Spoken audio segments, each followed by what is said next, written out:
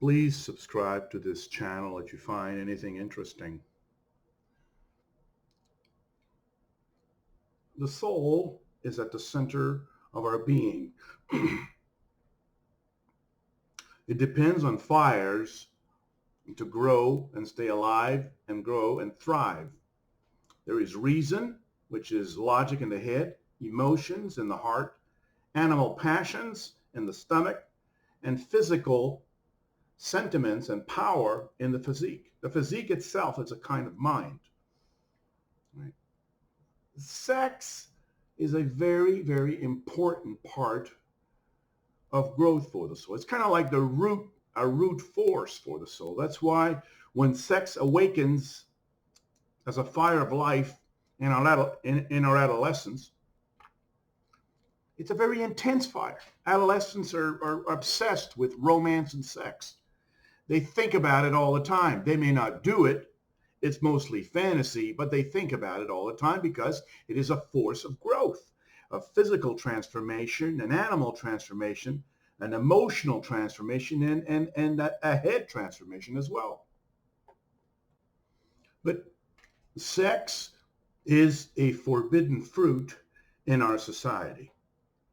This is a big problem when something is good and is forbidden at the same time. Of course, there is bad sex. There's rape. There's sex against one's will. There's a pressure of a man to have sex with a woman. The woman is not ready.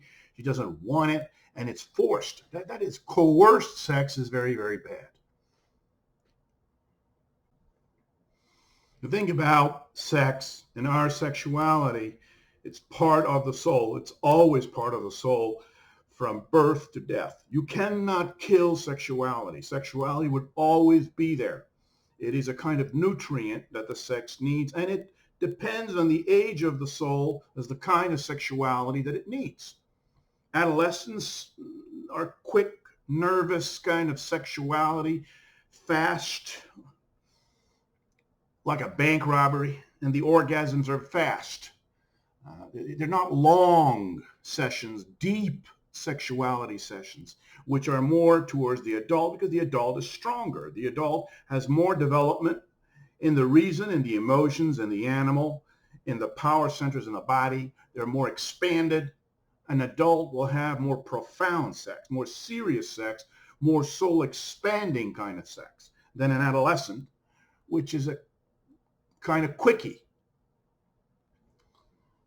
Adolescents are so excited about sex, there's a lot of pre-ejaculation.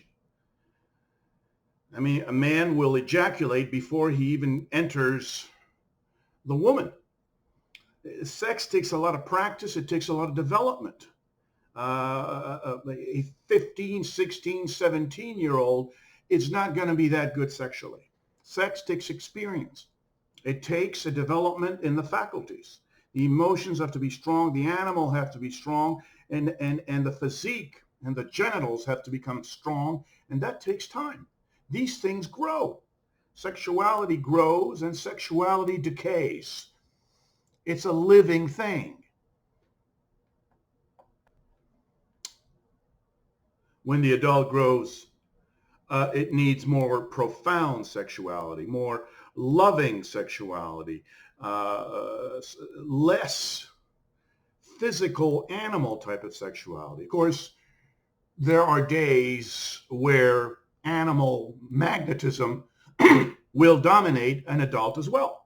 There's different moods and there's different sentiments to sexuality, but sexuality is a living force, especially in the lower nervous system.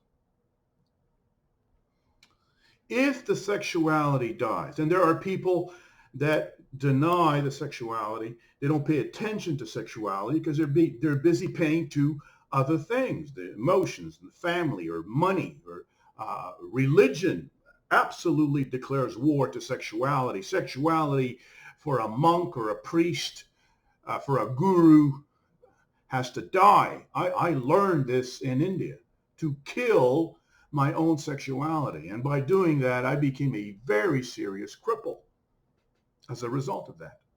The teachings of the Bibles are terrible because they condemn sexuality as an evil. which it is not an evil. It is actually a treasure, a fire of the soul for it to grow in life into adulthood. But of course, life has never been a big interest of religion. I'm not saying we should all have orgies. That's not what I'm saying. I'm saying sex is very important, and the quality of the sex we have is very important. If the quality is very bad, it's going to cripple the soul. If the quality is very good, it's going to enrich the soul. So the quality of sex is night and day. But we have to pay attention that sex is not an illegal act. It's not a bank robbery. Sex is very important. The soul has to master sexuality and good sexuality in order to grow. Souls that are very weak in sexuality or very stupid to sex or very afraid of sex, which is the norm, basically, a fear of sex dominates humanity. There's a tremendous fear of sexuality, especially in women. There are butterflies of fear in the animal and in the physique about sex. No sex is like kind of the first commandment of our society. No sex. Sex is evil. It's bad. It's going to destroy you.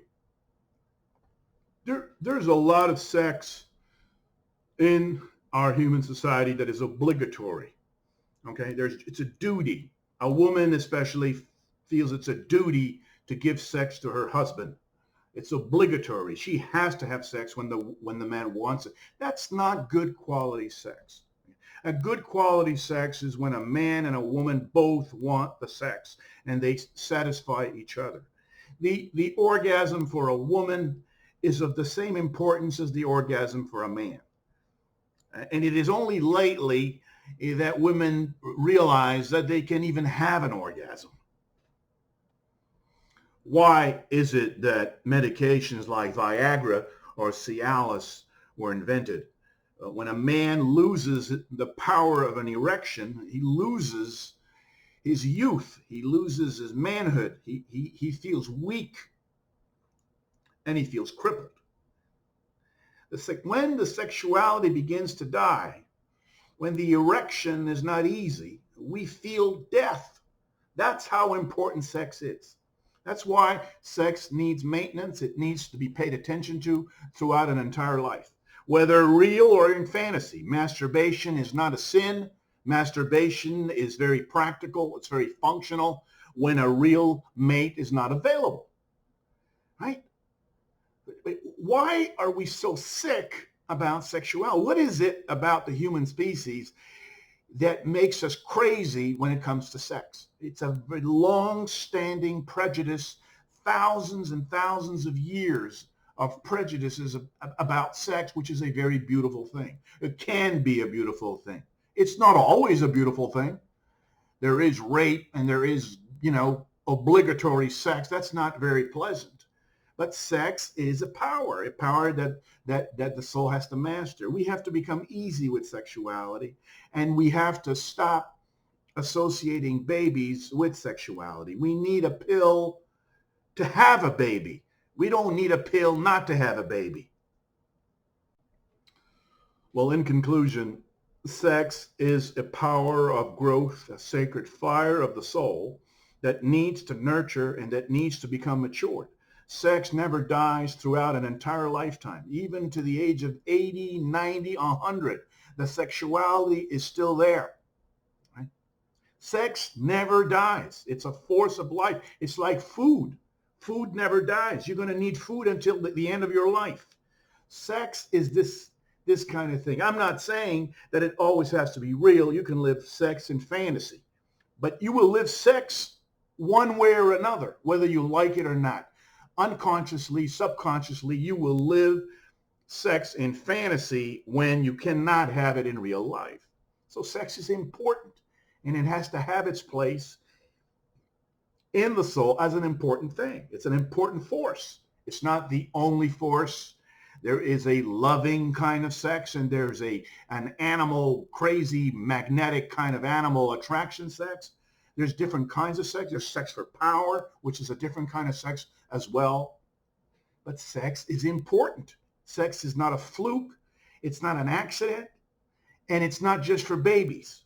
All these conceptions are from an old humanity that didn't really understand things very well.